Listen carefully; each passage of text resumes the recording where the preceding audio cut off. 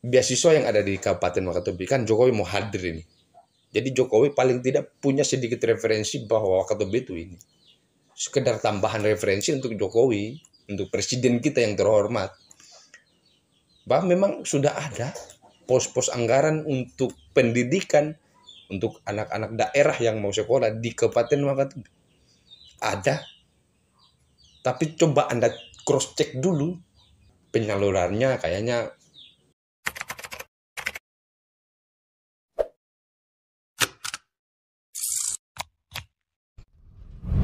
Oke baik, bismillah, assalamualaikum warahmatullahi wabarakatuh. Selamat berjumpa kembali bersama Henry Majid. Terhitung sampai hari ini, mulai terjadi banyak polemik, banyak diskusi antara aktivis, banyak problematika yang dihadirkan, baik itu masyarakat, kalangan akademisi, kalangan praktisi, dan juga ada di kalangan aktivis yang paling dominan untuk berdiskusi mengenai Jokowi hadir di Kabupaten Wakatobi. Tentu orang bertanya dalam rangka apa presiden kita hadir di Kabupaten Wakatobi, meresmikan apa, jembatan apa, atau proyek besar apa yang bisa diresmikan Jokowi sehingga kemudian Pak Jokowi punya alasan untuk hadir di Kabupaten Wakatobi. Tapi dalam diskusi yang ada berkembang di Kabupaten Wakatobi, masyarakatnya kan banyak yang tidak mengetahui pasti karena ada yang menolak. Masyarakat bertanya kepada semua orang, bahkan kepada media, kenapa Anda menolak Jokowi? Padahal ini kali pertama Jokowi hadir di daerah kita. Padahal ini kali pertama orang nomor 1 di Indonesia itu datang di kabupaten kecil yang hanya mengandalkan pariwisata dan juga sumber daya lautnya. Lalu orang bertanya-tanya, kenapa? Kenapa kamu tiap hari berkuar-kuar? Tapi tiba-tiba giliran Jokowi hadir, you tidak menerima atau you tolak kehadiran Jokowi. Kita mau pilih diskusi-diskusi yang seperti itu. Kita mau berikan penjelasan kepada seluruh masyarakat yang ada di daerah kita. Saya membacanya bahwa penolakan yang dilakukan oleh beberapa kelompok ini, oleh kelompok aktivis yang ada di Wakatobi, itu adalah penolakan yang memang berdasar pada apa yang menjadi program-program Pak Jokowi sebelum menjadi presiden, bahkan sudah menjadi presiden 2 periode, tapi ada hal-hal yang belum diselesaikan oleh Pak Jokowi. Makanya ada satu frasa-frasa kalimat yang ada di daerah kita yang orang men-tweet di status Facebook, di Twitter, di Instagram, di TikTok. Orang memberikan penolakan yang secara mutlak kepada Pak Jokowi untuk tidak hadir di Kabupaten Wakatobi sebelum menyelesaikan kasus negara yang Anda emban hari ini, yang Anda pimpin hari ini. Misalkan paling besar impact-nya itu, kenapa kemudian kita harus menolak Pak Jokowi, itu adalah belum terselesaikannya kasus HAM yang ada di Sulawesi Tenggara. Ada beberapa kasus HAM, kalau kita membaca berita, ada beberapa kasus HAM yang menewaskan aktivis, ada penembakan, ada pembunuhan yang tidak diselesaikan. Bahkan ada korupsi juga yang tidak diselesaikan oleh Pak Jokowi di kepemimpinan Pak Jokowi. Maka beralasan kiranya ketika ada aktivis, ketika ada masyarakat yang mengatakan bahwa jangan kau hadir di daerah kami, kan ada satu frasa-frasa yang saya maksud tadi, jangan kotori daerah kami, jangan Anda hadir, Anda misalkan penipu, Anda itu adalah orang yang membohongi masyarakat. Semua janji-janji Anda tidak diselesaikan pada dua periode terakhir ini. Loh, Anda mau hadir di daerah kami yang kecil, dan jangan Anda hadir di daerah kami. Itu hanya untuk mengotori apa yang sudah ditanam oleh para leluhur kami di daerah Wakatobi yang kami cintai, dan Anda tiba-tiba menginjakan di situ, terjadi bencana. Itu yang menjadi diskusi kita. Jadi sekali lagi kepada seluruh masyarakat yang ada di Kabupaten Wakatobi, bahwa tidak kemudian kita tolak hadirnya Pak Jokowi, bahwa kemudian hadir Jokowi itu hadir saja, baik. Tapi ada loh PR Pak Jokowi yang harus diselesaikan terlebih awal, dan itu adalah program-program yang diteken oleh Pak Jokowi di tahun 2000, dari 2015 sampai 2020 tidak ada juga yang diselesaikan. Yang masalah kedua, itu adalah masalah mengenai utang negara kita. Utang negara yang hari ini dipikul, yang menjadi beban negara Republik Indonesia itu di atas 3.000 triliun. Bayangkan 3.000 triliun, bos. Nah, ini yang tidak menjadi pure Pak Jokowi untuk mengetaskan apa yang kita sebut dengan utang negara. Tiba-tiba inflasi, tiba-tiba kita anjlok pada negara, pada sebagai negara yang misalkan negara bangkrut.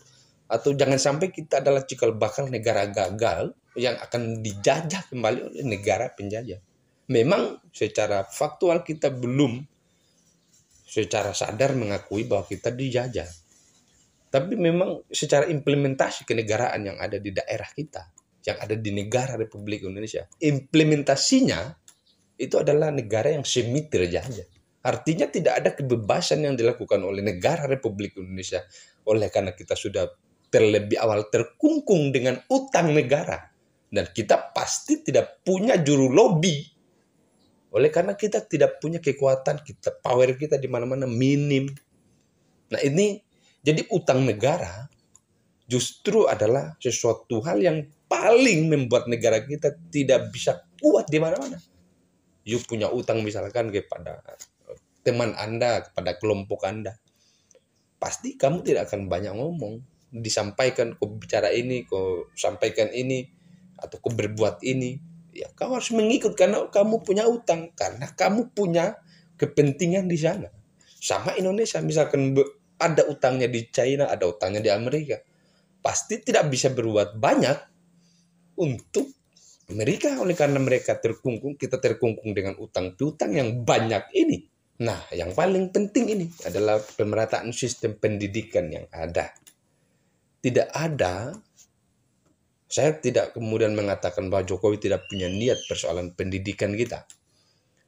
Tapi sistem pendidikan kita, dari apa yang disampaikan oleh Bapak Pendidikan Internasional, Paulo Freire misalkan, terus turun ke Bapak Pendidikan Indonesia, Ki Hajar Dewantara misalkan, dari semua visi pendidikan yang dijadikan sebagai cipta oleh baik Paulo Freire maupun Ki Hajar Dewantara, tidak ada yang menjadi salah satu daripada tujuan pendidikan yang ada di bangsa Indonesia. Atau mungkin itu terlalu umum. Kalau begitu kita bicara mengenai pendidikan yang ada di Indonesia, pendidikan yang ada di Sulawesi Tenggara, pendidikan yang ada di Kabupaten Wakatobi misalkan. Seperti apa yang menjadi amanat undang-undang. Kita bicara amanat undang-undang 45 menjadi konstitusi kita. Bahwa semua orang berhak mendapatkan pendidikan, ya kira-kira begitu. Lalu negara punya kewajiban untuk mencerdaskan kehidupan bangsa. Jadi ada kata mencerdaskan kehidupan bangsa, artinya negara punya tanggung jawab untuk menyelesaikan pendidikan yang setara, pendidikan yang semua orang, semua lapisan masyarakat itu bisa mendapatkan kesempatan untuk pendidikan. Hari ini tidak satupun kita lihat.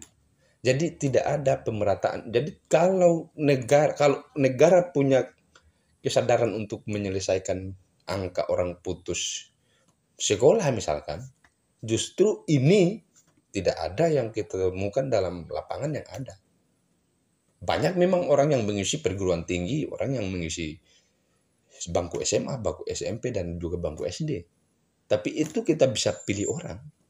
Artinya hanya orang-orang yang punya duit, yang punya ekonomi di atas rata-rata atau minimal standar ekonominya, baru mereka bisa mendapatkan sistem pendidikan.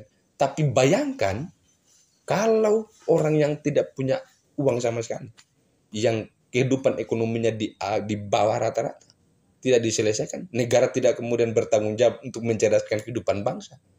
Tidak memberikan pembiayaan untuk sekolah gratis misalkan. Itu juga tidak ada. Angka putus sekolah yang ada di daerah-daerah itu tak terhitung, bos. Orang banyak yang menyelesaikan di bangku SMA tapi tidak lanjut di kuliah misalkan, itu di perguruan tinggi karena persoalan biaya. Nah, Jokowi dalam hal ini tidak mau terlibat, tidak mau bertanggung jawab terhadap orang yang punya keterbatasan biaya untuk mencapai cita-citanya melalui bangku pendidikan, misalkan kuliah di S1, S2, bahkan sampai seterusnya bila perlu jadi profesor. Nah, negara punya kewajiban itu, tapi yang kita amati hari ini tidak ada juga yang dilakukan. Justru negara tidak mau bertanggung jawab hanya karena persoalan politik saja, baru ada menyelesaikan suatu masalah. Di akar rumput tidak diselesaikan. Ini minim. Jadi Jokowi hadir di Kabupaten Wakatobi. Semoga, jadi berdasarkan juga informasi beasiswa yang ada di Kabupaten Wakatobi, kan Jokowi mau hadir ini. Jadi Jokowi paling tidak punya sedikit referensi bahwa Wakatobi itu ini. Sekedar tambahan referensi untuk Jokowi, untuk presiden kita yang terhormat. Bahwa memang sudah ada pos-pos anggaran untuk pendidikan untuk anak-anak daerah yang mau sekolah di Kabupaten Wakatobi. Ada. Tapi coba Anda cross check dulu. Melalui ini saya berharap bahwa banyak pos-pos anggaran yang ada di daerah untuk yang telah diporsikan untuk biaya pendidikan. 30% untuk pendidikan. Tapi penyalurannya kayaknya coba cek saja. Jadi mohon Pak Jokowi untuk memeriksa penyaluran biaya pendidikan yang ada di Kabupaten Wakatobi demi keselamatan anak muda yang ada di Kabupaten Wakatobi untuk mencapai cita-citanya, untuk mencapai pendidikannya sampai profesor. Mungkin itu, billahi taufiq wal hidayah. Assalamualaikum warahmatullahi wabarakatuh.